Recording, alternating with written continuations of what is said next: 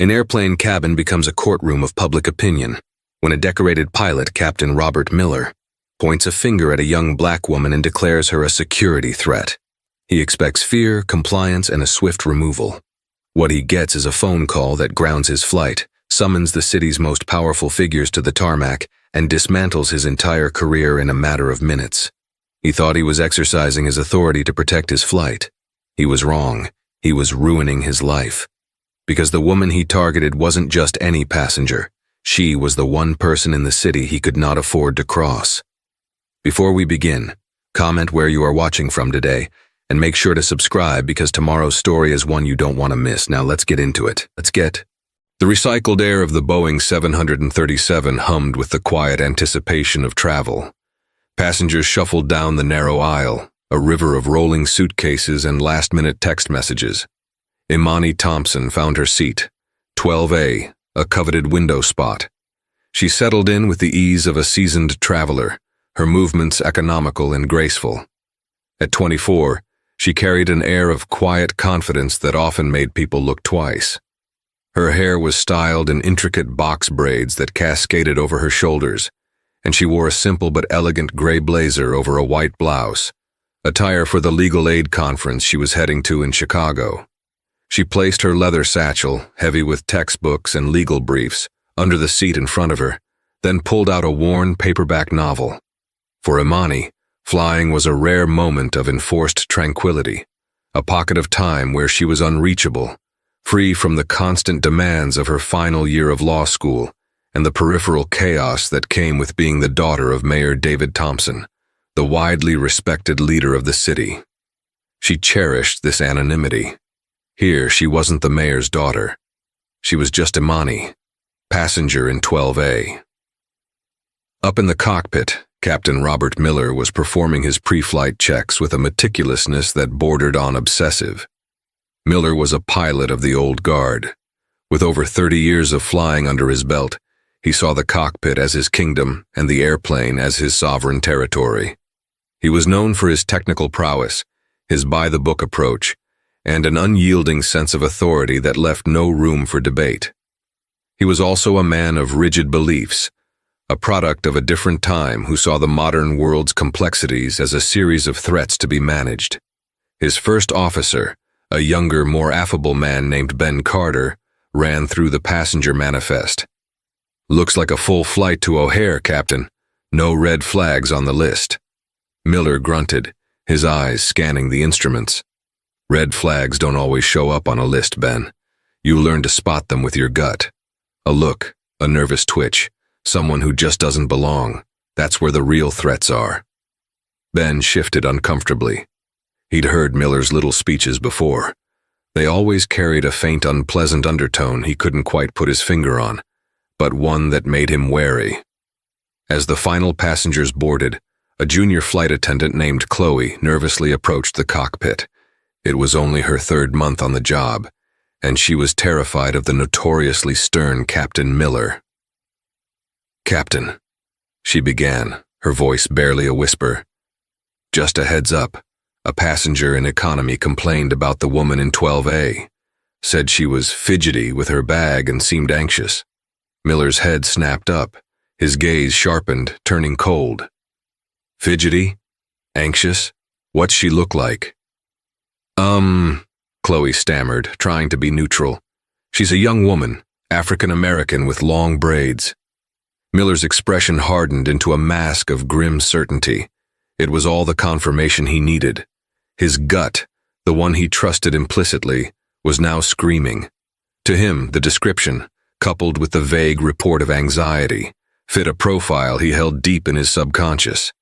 He didn't see a law student heading to a conference. He saw a threat. "Keep an eye on her," he commanded, his voice low and serious.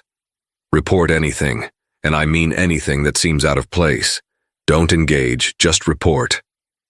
"Yes, Captain," Chloe said, scurrying away, feeling a knot of dread tighten in her stomach. The woman in 12A had seemed perfectly calm to her, engrossed in a book. The complaining passenger in economy had been a loud, fussy man who seemed annoyed by everyone. But Chloe was too new, too intimidated to question the captain's judgment. Imani, oblivious to the suspicion now trained on her, turned a page in her novel. The plane pushed back from the gate, and the safety demonstration began. She watched for a moment before returning to her book, the low rumble of the engines a familiar, soothing sound. The world outside the small oval window began to slide by, and for a few precious moments, all was right. She was just another face in the crowd, anonymous and free. But up in the cockpit, a storm was brewing, one that was about to break directly over seat 12A. The aircraft taxied toward the runway, pausing in the queue of planes waiting for takeoff. It was during this lull that the incident, small and utterly benign, occurred. Imani, wanting to get her noise-canceling headphones for the ascent, leaned forward to retrieve them from her satchel. The bag was wedged tightly under the seat, and she had to tug at it a few times. As she did, her elbow inadvertently brushed against the armrest of the passenger next to her, a businessman engrossed in his laptop. "Oh, excuse me," Imani said immediately, offering a polite smile. "Sorry about that." The man, Mr. Henderson, barely looked up. "No problem," he mumbled, his fingers still flying across the keyboard. That was it, a non-event, a moment of minor spatial negotiation, common on any crowded flight. But it was being watched. Chloe, the junior flight attendant, saw the exchange from her jump seat. Conditioned by Captain Miller's ominous warning, her perception was skewed. She didn't see a simple apology. She saw Imani's fidgeting with the bag, the brief interaction with her seatmate, and her own anxiety twisted it into something suspicious. Her heart hammered against her ribs. She was supposed to report anything. Was this something? She wasn't sure, but the fear of disobeying the captain was greater than the fear of overreacting.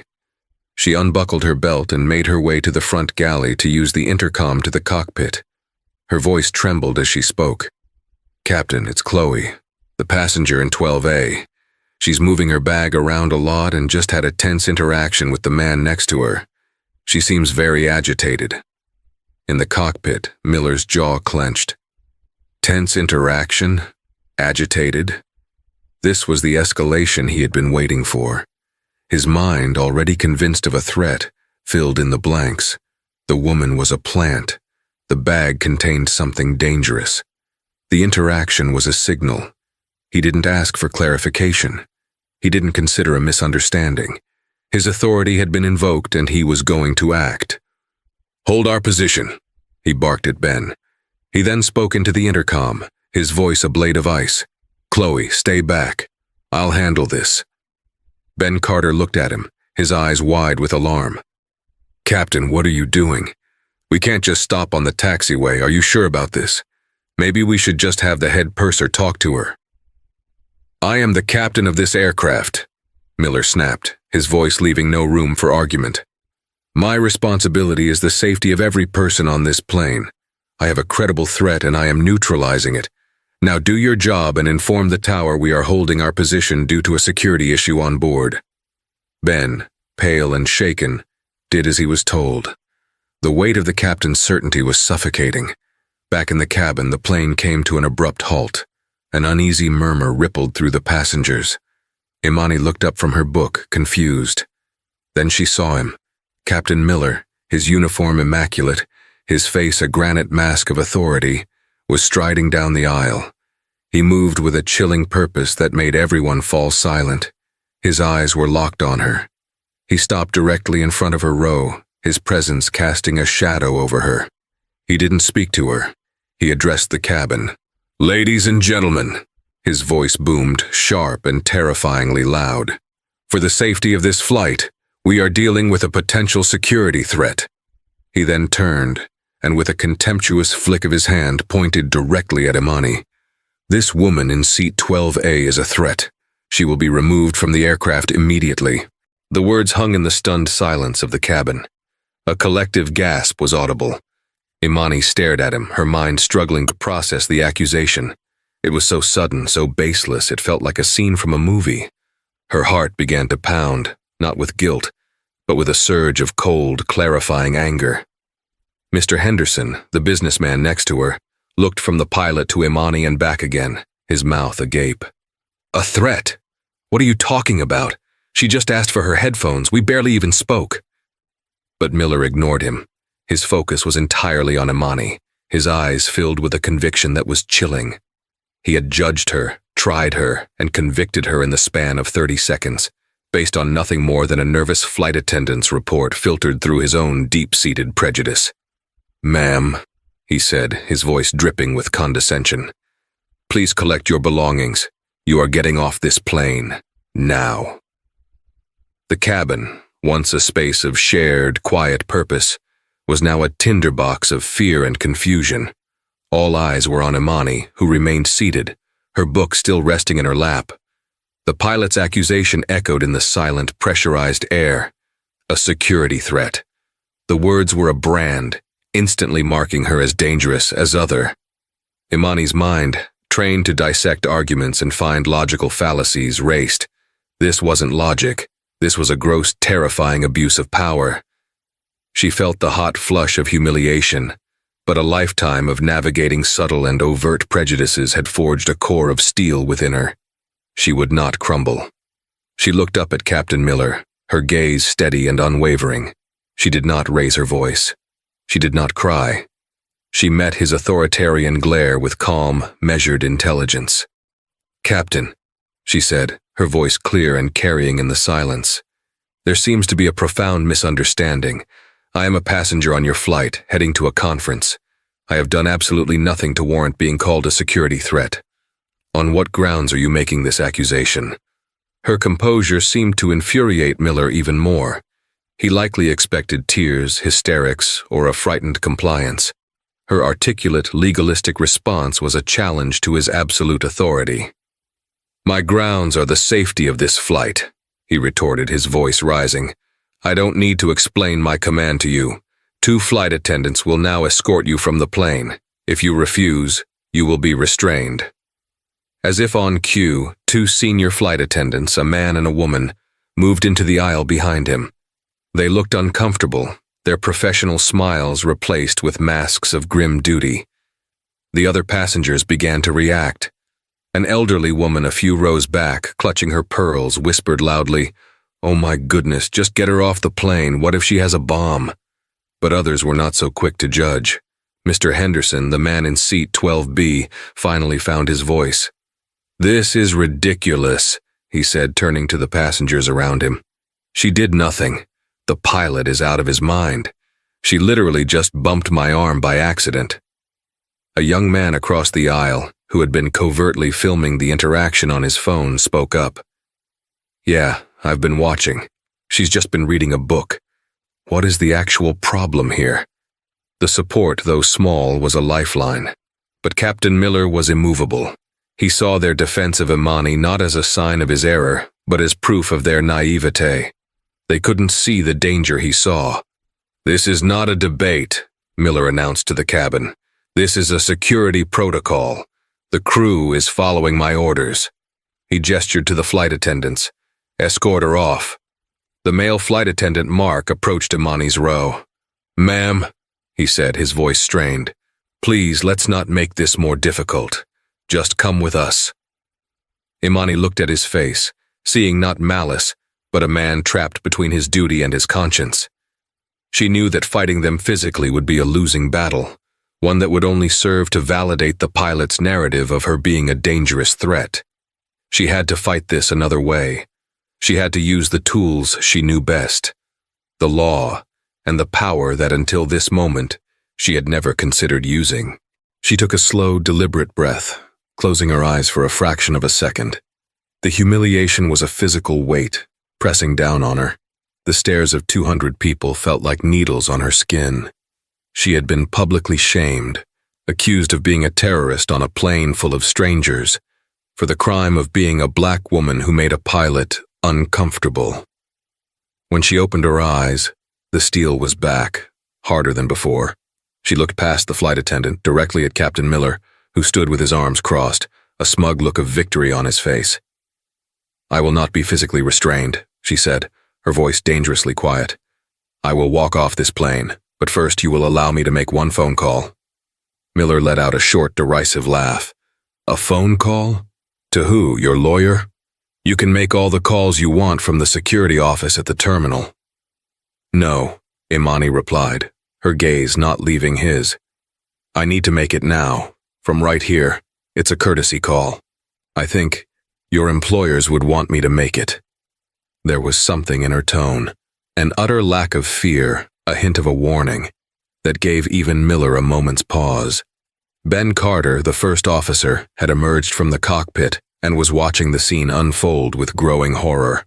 He saw the passengers' unshakable calm and the captain's escalating aggression, and a sick feeling told him this was all about to go horribly, horribly wrong. Miller, recovering his bluster, sneered. "Fine, make your call. Let's see who you think can save you from Federal Aviation Authority." He believed he was calling her bluff. He thought she'd call a frantic parent or a boyfriend, a call that would achieve nothing. It was an act of supreme arrogance, a final twist of the knife before casting her off his plane. Imani slowly reached into her satchel, pulled out her phone, and unlocked the screen. The entire cabin was watching, holding its breath. She didn't search through her contacts. She simply pressed her thumb on the first name on her favorites list. The name displayed on the screen was simple, just one word: Dad. The silence in the cabin was absolute, broken only by the faint hum of the auxiliary power unit. Every passenger, every crew member watched as Imani held the phone to her ear. Captain Miller stood with a smirk, his arms still crossed, the very picture of condescending authority. He was enjoying this, the public capitulation of the woman who had dared to question him. He imagined a tearful, panicked conversation with her father, a plea for help that would be utterly useless. "It's ringing," Imani said, her voice calm and even, though inside her heart was a frantic drum against her ribs. She was taking a monumental gamble. She had spent her entire adult life trying to build her own identity, separate from her father's political power. Using his name felt like a failure, a betrayal of her own principles. But this was different. This wasn't about getting a traffic ticket fixed or securing an internship. This was a brutal public assault on her dignity and her rights. This was a fire, and she had to use the most powerful tool at her disposal to put it out. The call connected. "Dad," she said, her voice remaining steady. "Hi, I'm sorry to bother you at work. There's a situation."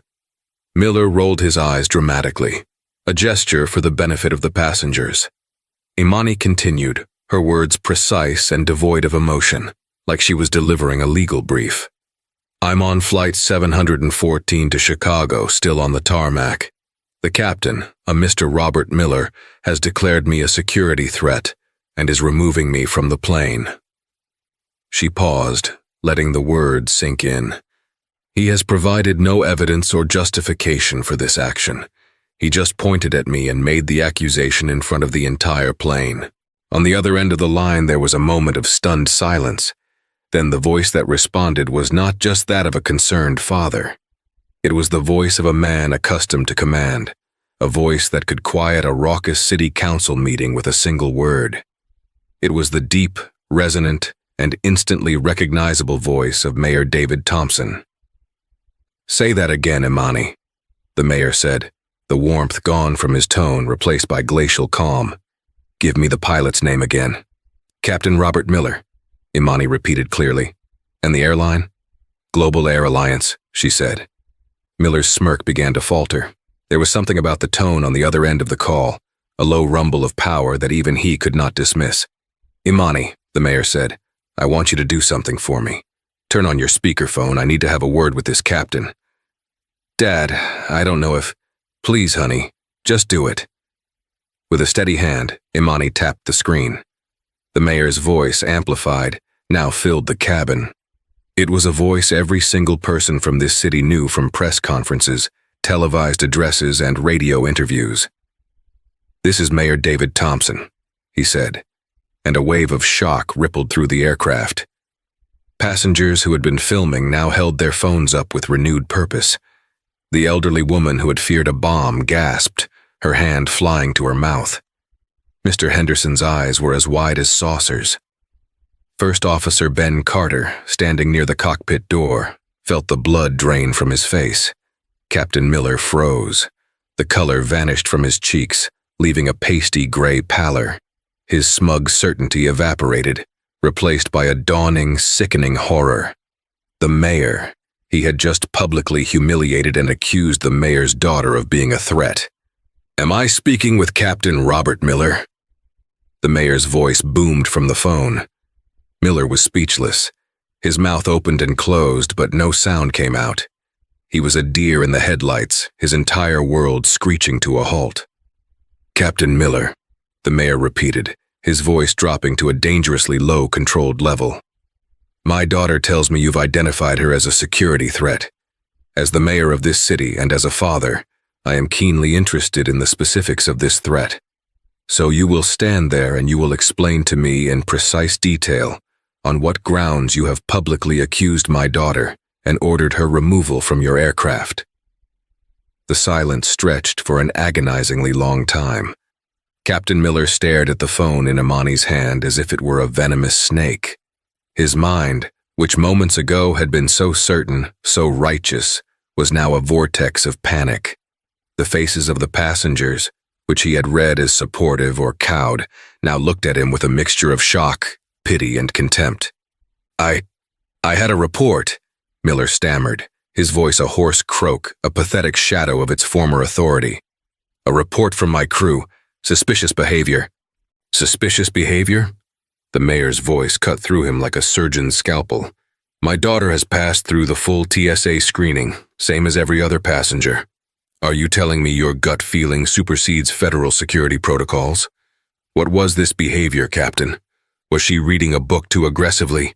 Did her request for headphones seem terroristic to you?" The sarcasm was withering. It stripped Miller of his last shred of dignity. He had no answer. He knew in that horrifying moment of clarity that he had no justification.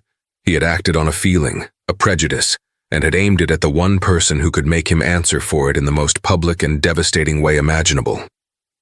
"Stay right where you are, Captain," the mayor commanded. "Don't you dare move. And you will not, under any circumstances, move that plane. I am making 2 calls. One is to Gerald Finney, the CEO of Global Air Alliance, who happens to be a personal friend of mine. The other is to the head of airport security. They will be meeting you at the gate in approximately 5 minutes." The line went dead.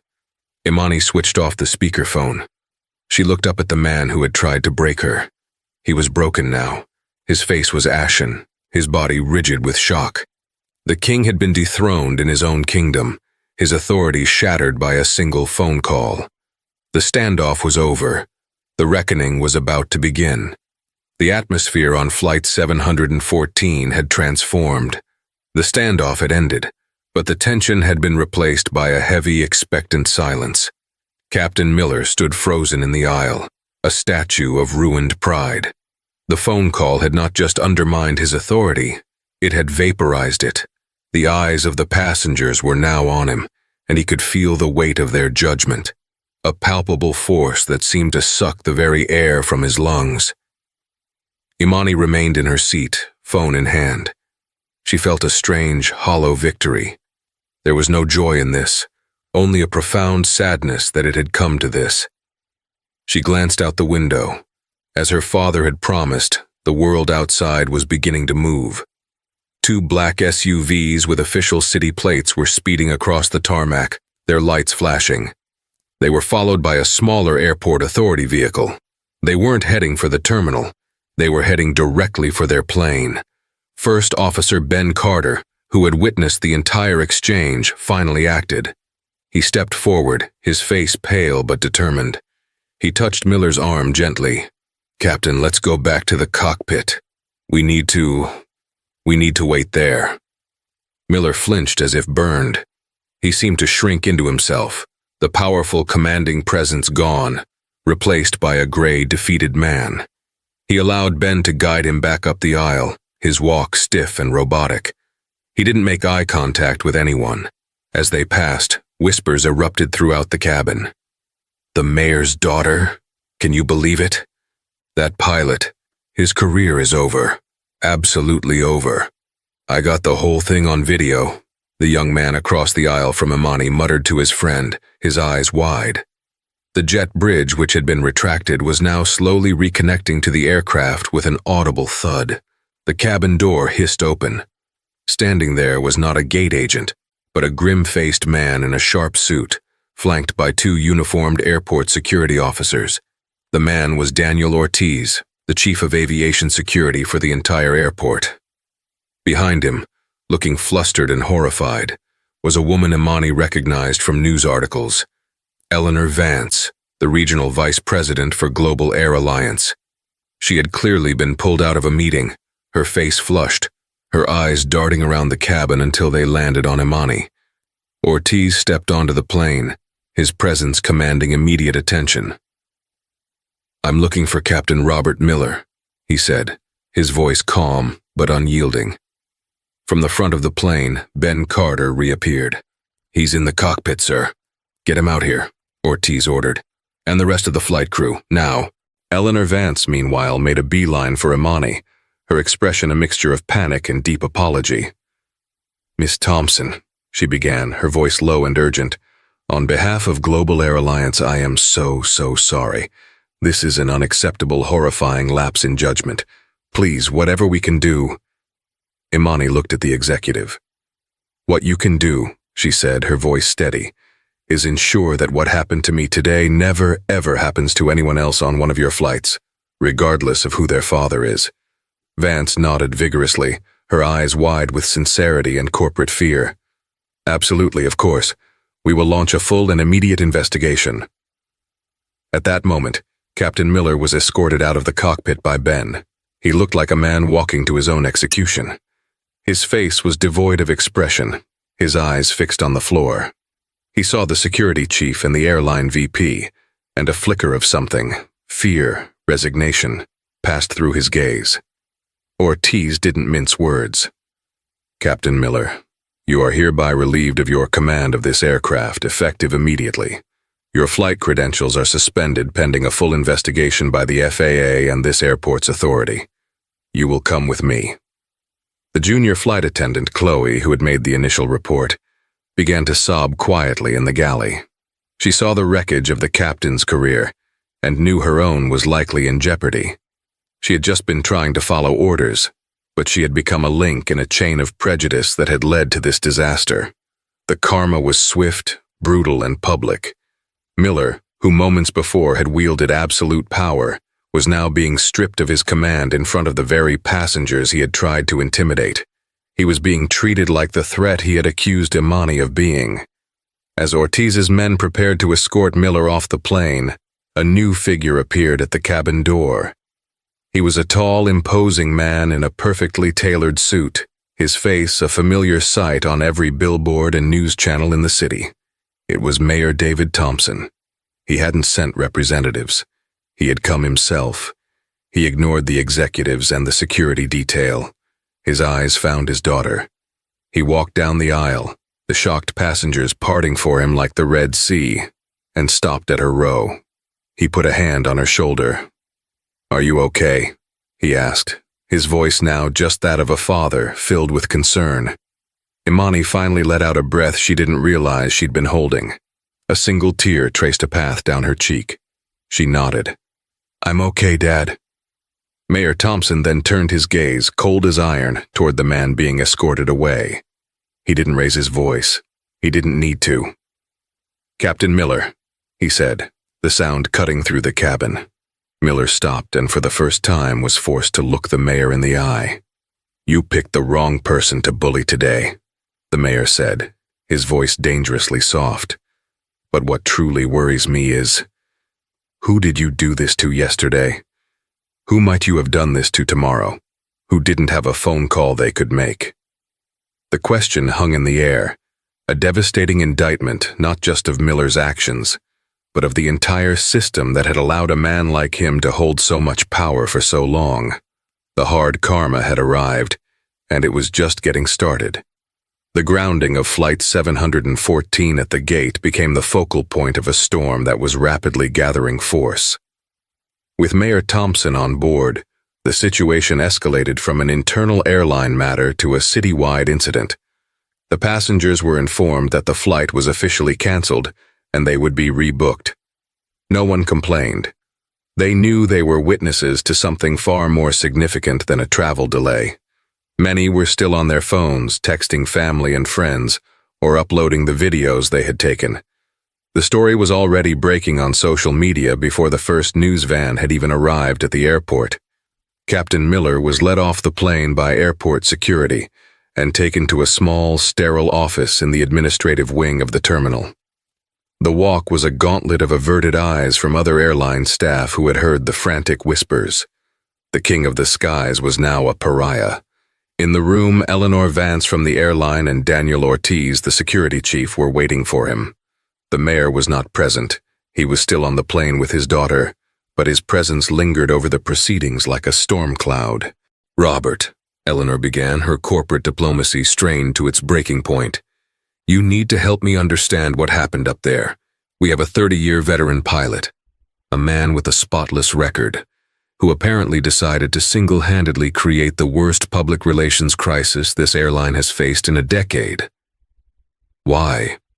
Miller sat hunched in a chair, the crispness of his uniform now seeming like a costume he was no longer worthy of wearing. He looked old and tired. "I had a report," he mumbled, the words sounding hollow even to his own ears. "From my cabin crew. Suspicious activity, fidgeting, agitation. I acted on instinct. My job is to assess threats." Ortiz, who had dealt with countless real threats in his career, leaned forward. "Let's talk about that report, Captain. I've already spoken with the flight attendant, Miss Jennings. A very scared, very young woman who told us a passenger complained about the woman in 12A being fidgety. We've identified and spoken to that complaining passenger. He was an irritable man in his 60s who was annoyed because Miss Thompson's braids were, in his words, in his line of sight to the window. He admitted he just wanted to cause a fuss. That was your credible threat? A grumpy passenger and a nervous flight attendant." Miller had no response.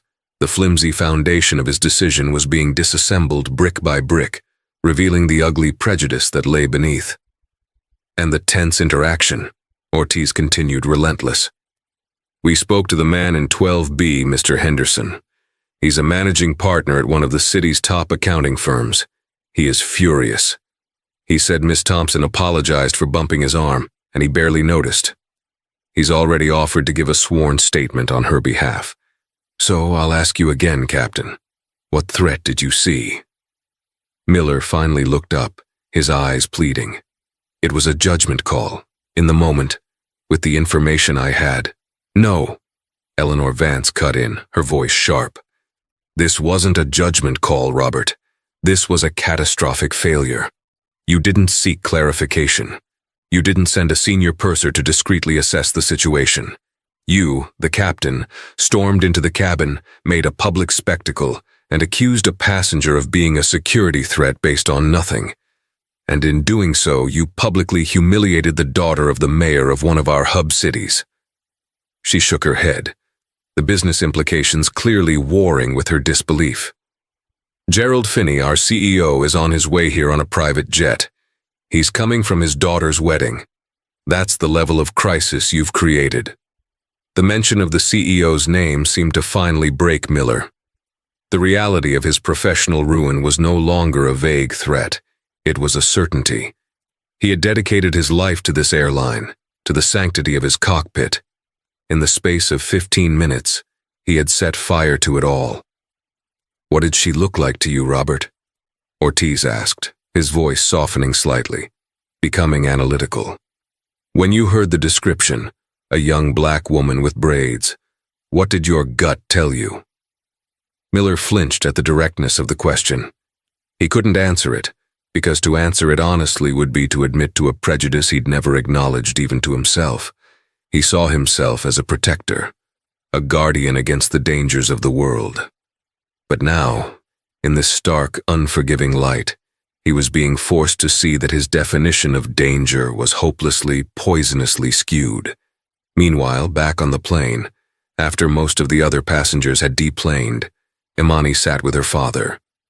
The young man who had filmed the incident approached them hesitantly. "Miss Thompson, Mr. Mayor," he said, "my name is Leo. I recorded the whole thing, from the moment he walked up to you. I have it all. I want you to have it. I'll send it to you, or the news, or whoever you want." Imani looked at the young man, grateful for his courage. "Thank you, Leo. Can you send it to my personal email?" She gave him the address. "I don't know what I'll do with it yet, but it's important to have." Her father nodded his approval. He knew this was no longer just about his daughter. The video was evidence. It was power. It was a tool to ensure the change his daughter had demanded. As they finally walked off the plane and into the private area of the terminal where a car was waiting, Imani saw Chloe, the young flight attendant, speaking with an airline union representative. The young woman was pale, her eyes red from crying. Their eyes met for a brief moment. Imani saw not an antagonist, but a frightened young woman caught in the gears of a machine powered by someone else's prejudice. She felt a pang of pity for her, a surprising emotion amidst her own anger and humiliation. This was the collateral damage of a man like Miller. His poison seeped out, tainting everyone around him. The unraveling wasn't just his, it was a systemic failure, and the evidence was now on its way to Imani's inbox. The video from Leo's phone was a digital wildfire. Within an hour of its release to a single trusted journalist, it was the lead story on every news website. By morning, it was a global phenomenon. The footage, shaky but horribly clear, was dissected on cable news panels, morning talk shows, and primetime investigative reports. Pundits debated every second of the 10-minute clip, the granite-faced certainty of Captain Miller, the terror and confusion in the eyes of the surrounding passengers, Imani's almost preternatural calm, and the seismic shift in power the moment Mayor Thompson's voice filled the cabin. The story was irresistible. It had a clear hero, a detestable villain, and a dramatic twist that felt ripped from a Hollywood screenplay. Flight 714, Captain Miller, and the mayor's daughter trended worldwide for 72 consecutive hours. Opinion pieces flooded the internet. Some decried the cancel culture that had ruined a veteran pilot's life over a misunderstanding. But they were a tiny minority, drowned out by a tidal wave of outrage and support for Imani. Aviation experts were brought on air to explain just how radical a breach of protocol Miller's actions had been. Civil rights leaders used the incident as a potent modern-day example of racial profiling, a textbook case of flying while black. For Global Air Alliance, the video was a corporate heart attack. In an emergency board meeting convened at 3 a.m., CEO Gerald Finney, looking haggard after flying across the country from his daughter's wedding, played the video on a large screen. The room of seasoned executives watched in horrified silence. The brand they had spent billions building, a brand of safety, comfort, and professionalism, was being immolated in real time on every screen in the world. "This isn't a lapse in judgment," Finney seethed, slamming his hand on the polished mahogany table. "This is a cancer. Miller didn't just snap. This kind of prejudice, this arrogance, it has to have been there for years, festering. Who knew about it? Who heard his jokes in the break room and said nothing? Who flew with him and saw this behavior and let it slide because he was a good stick?" His eyes scanned the room, making every executive squirm. "Our entire culture is on trial right now, and we are losing." Their first move was a public statement of apology, which was immediately torn apart as a weak, lawyer-vetted piece of corporate speak. Realizing his error, Finney took a different tack. He made a direct personal call to Mayor Thompson, not as a CEO to a politician, but as a man who was profoundly ashamed. "David," he began, his voice strained, "there are no words. I am sickened. I've already fired Robert Miller. That was the easy part, but that's not enough. I want to meet with you and your daughter. Not with a team of lawyers, just me. I need to hear from her what true accountability looks like." That meeting took place 2 days later in the mayor's quiet, sunlit office at City Hall. Imani sat beside her father, poised and prepared. She had spent the last 48 hours in a whirlwind, fielding calls from friends, family, and a sudden deluge of media requests. The experience was jarring. She felt like a specimen under a microscope. But in the quiet moments with her father, she had found her resolve. They had discussed at length what they wanted to come from this. It wasn't money. It wasn't revenge. It was meaningful, systemic change. When Gerald Finney walked in, he looked 10 years older. He didn't offer a handshake unless she offered one first. He simply sat opposite them and said, "Miss Thompson, Imani, I am here to listen. Please tell me what we need to do." Imani took a breath and began to speak, her voice clear and strong. She laid out the timeline of her humiliation, not with anger, but with the chilling precision of a legal argument. Then she pivoted. "Mr. Finney, your pilot was the aggressor, but he wasn't the only person who failed me that day. Your junior flight attendant, terrified of her superior, became an unwilling accomplice. Your senior crew, who I could see knew it was wrong, stood by and followed orders because they were conditioned to. Your other passengers were too scared or confused to intervene effectively. You have a cultural problem at Global Air Alliance. You reward and protect authority, but you don't teach or demand responsibility." She slid a folder across the table. "This isn't a lawsuit, it's a proposal.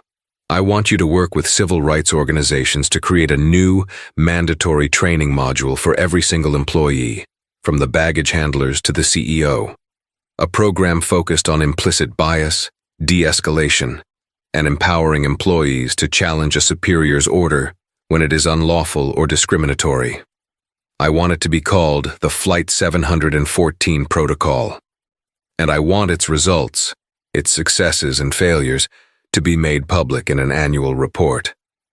Finney looked at the proposal, then back at Imani, his eyes wide with surprise and respect.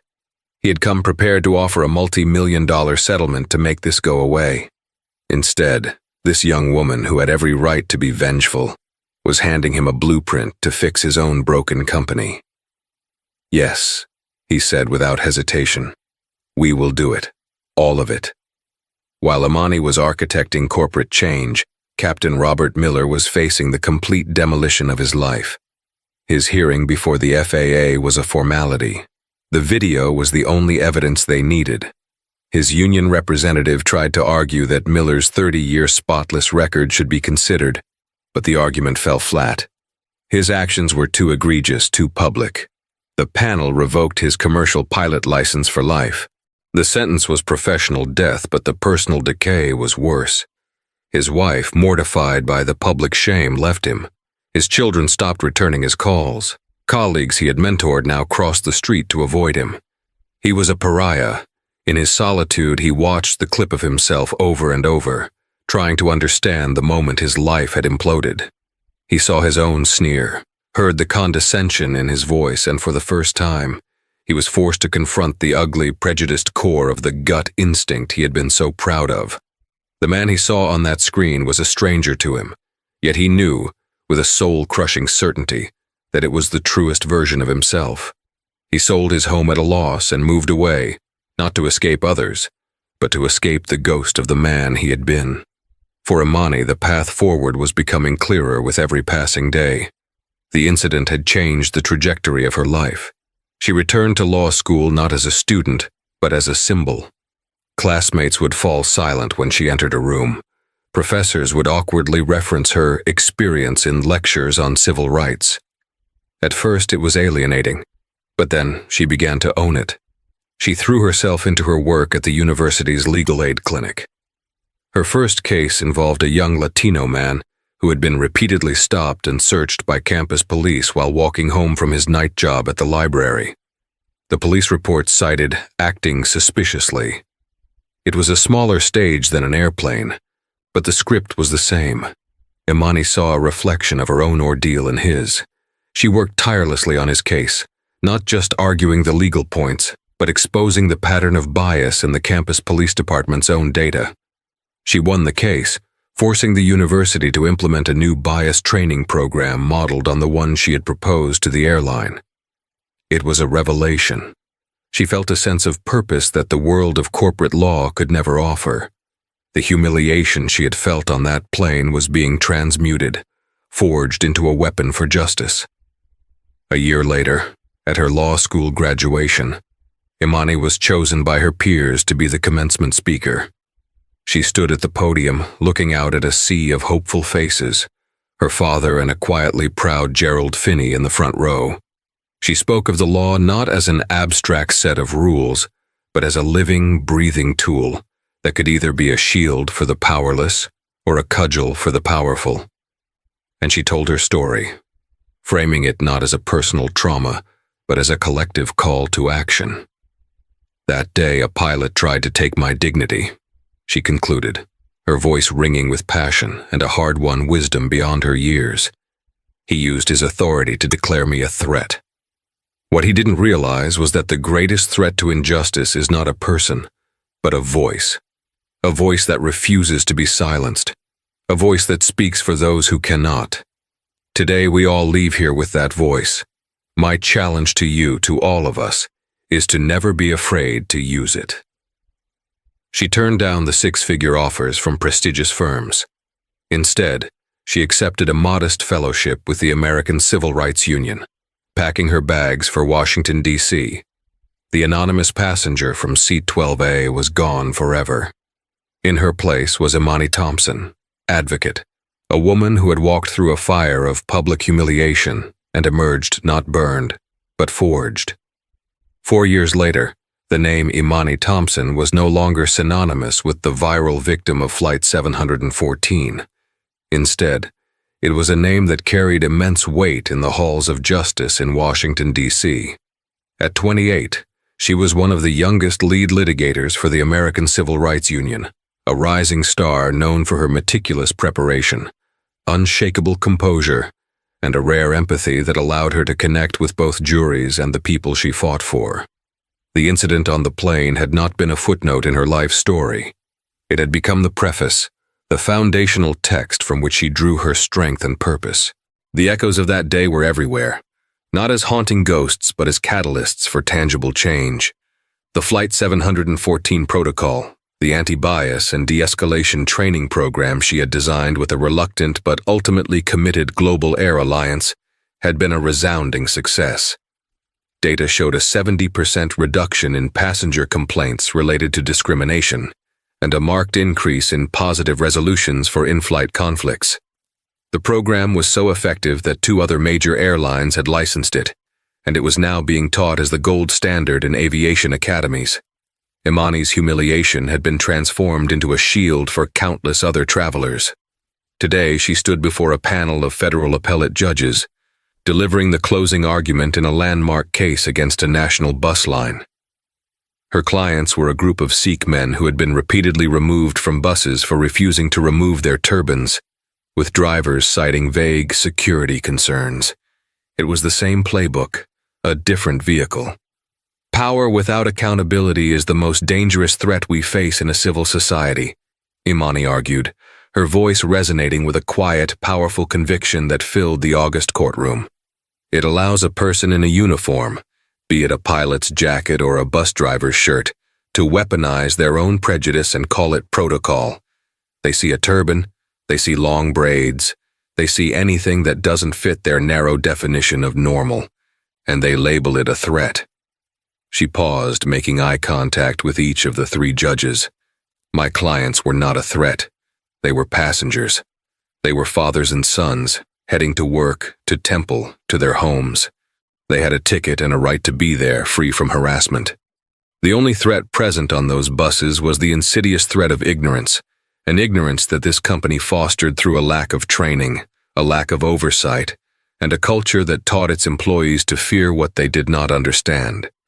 We are asking this court to affirm that a passenger's dignity is not subject to a driver's discretion. We are asking you to rule that safety and security can never be used as a code for discrimination. She returned to her seat, the silence in the courtroom a testament to the power of her words. She had not mentioned her own experience once, but its spirit, its fire, was infused in every syllable. She was no longer just fighting for herself. She was fighting for everyone who had ever been made to feel like they didn't belong. Miles away, on Global Air Alliance Flight 1109 from Dallas to Denver, that same spirit was at work. A young flight attendant named Sarah noticed a man in his mid-50s who was sweating profusely. his knuckles white as he gripped the armrests. He kept looking furtively around the cabin, his breathing shallow. The old protocol, the one from the pre-Amani Thompson era, would have flagged him as a potential security risk. Anxious, agitated, suspicious. Sarah's first instinct, born of a primal fear, was to alert the captain. But then her training kicked in. The Flight 714 protocol. Assess, don't assume, empathize, don't escalate. She approached the man kneeling in the aisle to be at his eye level. "Sir," she said softly, "my name is Sarah. I can see you're in distress. Is there anything I can do to help make you more comfortable?" The man looked at her, his eyes wide with panic. I can't breathe," he stammered. "The walls, they're closing in." Sarah immediately recognized the signs of a severe panic attack, possibly claustrophobia triggered by the flight. She didn't call for security. She spoke to him in a calm, soothing voice, guiding him through breathing exercises she had learned in her training. She brought him a cold cloth and a glass of water, staying with him, reassuring him. Within 10 minutes, the man's breathing had evened out. The color returned to his face. The crisis was averted, not with authority, but with compassion. An incident that could have ended with a passenger being restrained and a plane being diverted was resolved with a simple act of human kindness, a direct, tangible result of a lesson learned 4 years prior on a grounded plane. Far from the courtroom and the skies in a small, dreary town in rural Idaho, Robert Miller stocked shelves at a hardware store. He was gaunt and gray, a ghost of the commanding figure he once was. The store's small television, mounted near the checkout counter, was tuned to a national news channel. A legal analyst was discussing the day's appellate court arguments. A picture of Amani Thompson filled the screen, her expression confident and serene. Miller stopped, a box of drywall screws frozen in his hands. He stared at the face of the woman whose life he had tried to ruin. He had followed her career in a sort of self-flagellating penance, watching from the ruins of his life as she built a remarkable one of her own. He saw her now, not as the threat his poisoned mind had concocted, but as a force of nature. He realized in a moment of devastating clarity that in his attempt to cast her out, he had inadvertently set her on the path to becoming more powerful than he had ever been. His legacy was shame and obscurity. Hers, he now understood, would be justice. He turned away from the screen, the weight of his actions a permanent, crushing burden on his soul. A week later, Imani was on a flight home, the victorious court ruling in her briefcase. She was in seat 12A, a coincidence that brought a faint, knowing smile to her lips. As the plane began its ascent, breaking through the clouds into the brilliant, endless blue, she looked out the window. She thought of the journey, not just the one from D.C., but the entire improbable journey of the last 4 years. An act of profound ugliness had given birth to a life of profound purpose. A moment of public humiliation had become the source of her private strength. The sky, which had once been the setting for her lowest moment, no longer held any fear. It was just a view, a beautiful, limitless expanse that reminded her not of how she had almost fallen, but of how high she had learned to fly. The story of Amani Thompson and Captain Miller is a stark reminder that prejudice can hide in the most unexpected places, even in the cockpit of an airplane at 30,000 feet. It shows us how one person's courage to speak calmly in the face of injustice can unravel a lifetime of unchecked bias. Amani's story wasn't just about the satisfying fall of a powerful man.